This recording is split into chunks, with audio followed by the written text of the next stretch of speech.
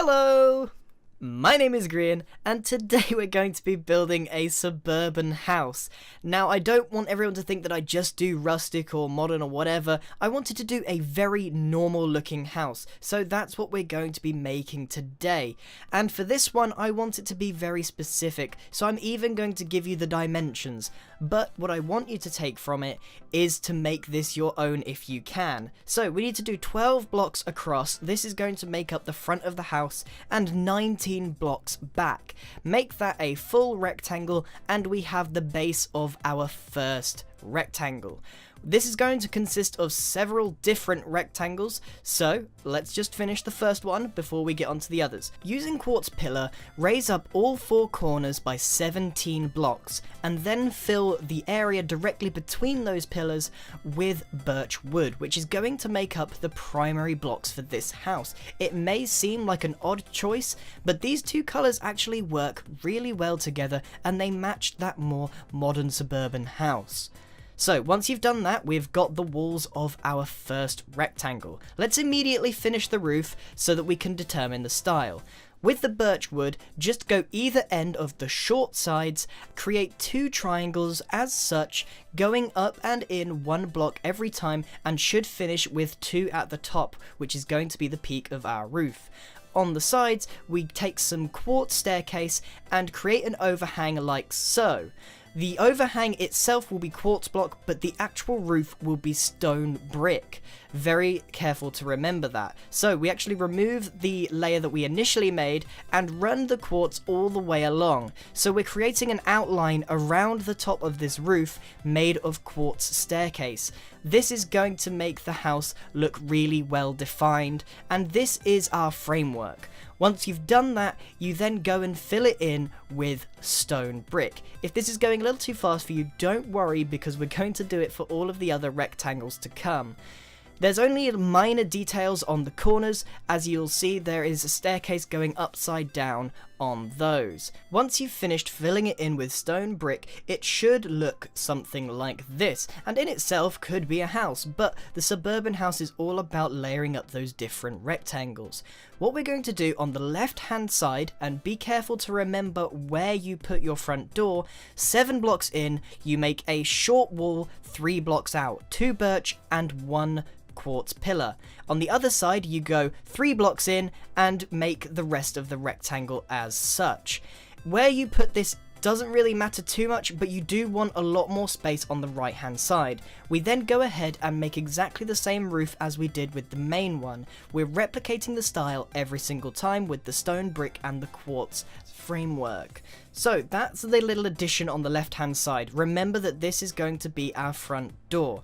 On the right hand side now, just in front of that right hand pillar, we create 2 blocks, the birch and the quartz pillar, and we go up 11 blocks exactly. It's important that the wall here is shared by these 2 rectangles. We then go across 7 blocks and back 20. You should end up 1 short of the end of your original rectangle. We then go and fill in the rest of our framework and fill it in with birch wood.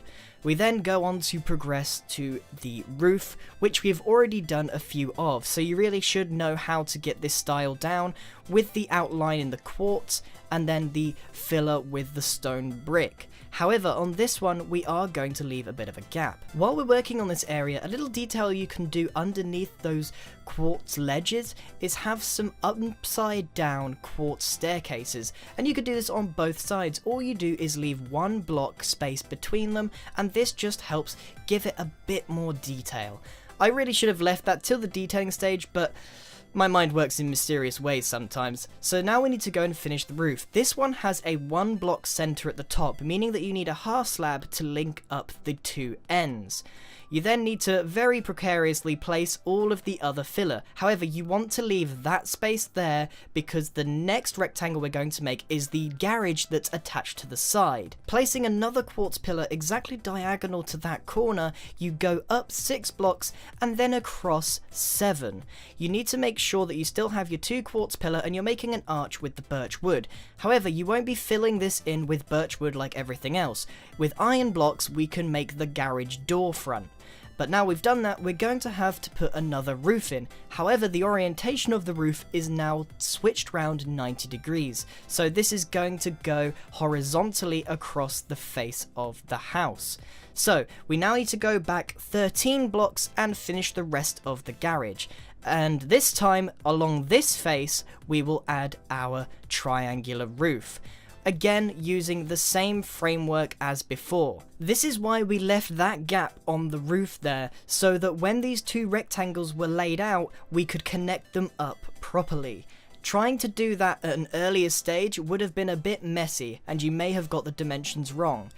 At this connecting point, we want to have the quartz wrap around, but then go into stone brick, and the rest meets the birch wall at the end. On this side, it's a similar story where the quartz runs along the side of the wall, and then meets the stone brick. So, look, this is mostly the house finished. It just lacks detail. We've got the all-important shape, and it looks excellent. So if you used my dimensions, it will look exactly like this. If you slightly tweak them, which I encourage, it will look slightly different. On the front here, we're going to add our first window and detail. You lay 3 birch blocks, 4 blocks of glass, and then another strip at the top. Shouldn't be too hard to copy this. We've wrapped again round some staircase made of quartz, and then a little roof made out of stone brick. What we're going to add now is a little porch area. So if you run along a quartz staircase outline from the top of the detail to the underside of this extension, we can make a really nice outcropping roof. On this little detail, you need to make sure it slopes up and doesn't directly connect. That makes it a lot more clean. We're going to leave a bit of space here for another window directly above it. It isn't going to connect all the way. This little detail is just going to be a 4-block high window on top of this ledge. However, we will want to bring forward that birch wall just a little bit to make it seem more prominent. The detailing is pretty simple, using some quartz staircases and the same roof pattern that we must be very accustomed to now, and some white stained glass panes with some oak fences beneath it. The reason it's oak is to contrast with the birch a lot nicer. If it was all birch, it would blend into one. On the corner, we're just going to add a little detail with a pillar made of oak fence. Again, the reason we're not using the quartz pillar is to try and add some variation. On the top here, we're going to add another window, however this one will be slanted, so it's shaped to the top of the roof. It can't have escaped your notice that all of the details are coming out fairly similarly, which is why when we go to fill in a space, they look exactly the same. It's just the quartz staircase technique used over and over again, and I do encourage you to do something different every time. Even the doorway is mimicking exactly the same style with some oak fences either side. Very, very easy to imitate. The only difference here is that we've got some iron trap doors as a bit of a bonus. On this side, we're going to do another door. It's just, again, those quartz staircases stacked on top of each other with a ledge underneath and a ledge on the top. It's going to seem very repetitive, which is why I don't want to explain it in depth every time, because once you've got the hang of doing a couple of windows of various sizes, and that's what's great about this, it's quite a flexible design, whether you use slanted roofs or flat roofs or even half slabs, it works out really well and it's extremely flexible.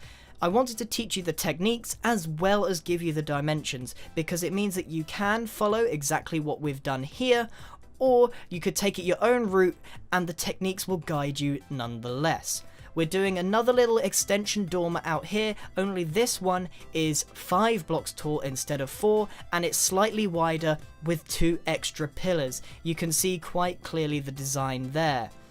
Above, we're going to do some more windows, and we're going to mimic what's on the front face of the house. The back isn't quite as important as the front, and it is important to be able to distinguish the two, which is why we have a protrusion of shape on the front and not on the back. For this design, I didn't add a back door, but I recommend that you do. Just something simple and subtle will do the trick. All of these window designs are the same throughout, they're just varying sizes to match the wall. Make sure they're not too dominating or too little. They all have something in common where they have a 1 block center. On the garage you'll notice that there are no windows because I wanted to keep it semi-realistic. To make this house seem a bit more detailed, because we didn't have any depth, we didn't go one block back on the pillars, I added a line of birch staircase into the walls to help segment the build up, and this small detail really helped make this look more realistic, because often these houses have those little subtle segregation points. So, at the front we're going to add a very basic front garden, using some cobblestone and some podzol, add some leaves, and you've got a very simple design. It's up to you what you put there. I just added a couple of flowers and made it look relatively messy. I'm going to add a quick little walkway to the front door and a driveway for the car that I'm not going to build, but it just gives you an idea of what this would look like complete. That is it. That is the suburban house design. And a big thank you to Pearlescent Moon for her help on the design of this house. There's loads of space on the interior for you to play with. You just have to remove the walls because a lot of these rectangles all share at least one wall. So you'll just have to knock it through and then there's loads of space to play with.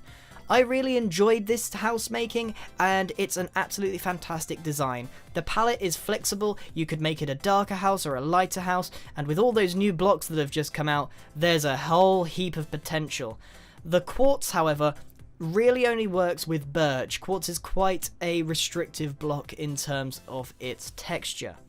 Anyway, I hope you enjoyed this. I hope you now don't think that I just do rustic houses. I will do anything. So, if you have an idea, leave it down in the comments below and I will take a look at it. Thank you very much for watching, everyone. Goodbye!